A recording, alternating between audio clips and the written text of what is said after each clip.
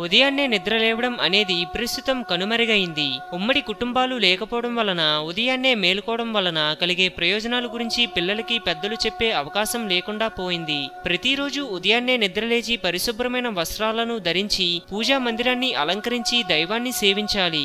అలాంటి వారి ఇంట్లోనే ధనలక్ష్మి స్థిరంగా ఉంటుంది. ఉదయాన్నే నిద్ర లేవని వారి ఇంట్లోనూ మధ్యాహ్నం సాయంత్రం వేళల్లో నిద్రపోయే వారి ఇంట్లోనూ లక్ష్మీదేవి ఉండకుండా వెళ్లిపోతుంది. ఎప్పుడైతే లక్ష్మీదేవి ఇల్లు ఖాళీ చేసి వెళ్లిపోతుందో అప్పుడు ఆర్థిక ఇబ్బందులు తప్పవు. దారిద్ర్యం అనారోగ్యానికి గురిచేసి అనేక కష్టాలకు ఆహ్వానం పలుకుతుంది. అందువలనే మన పూర్వీకులు అందరినీ ఉదయాన్నే నిద్ర లేపేవాళ్లు. వేళగాని వేళలో నిద్ర పోనిచ్చేవాళ్లు కాదు.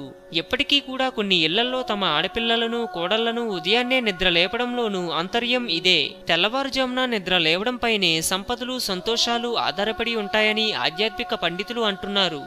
హిందూయిజం గురించి మరెన్నో గొప్ప గొప్ప విషయాలను తెలుసుకోవడం కోసం మా ఛానల్ని సబ్స్క్రైబ్ చేయండి. ఈ వీడియో మీకు నచ్చినట్లయితే లైక్ చేయండి, షేర్ చేయండి.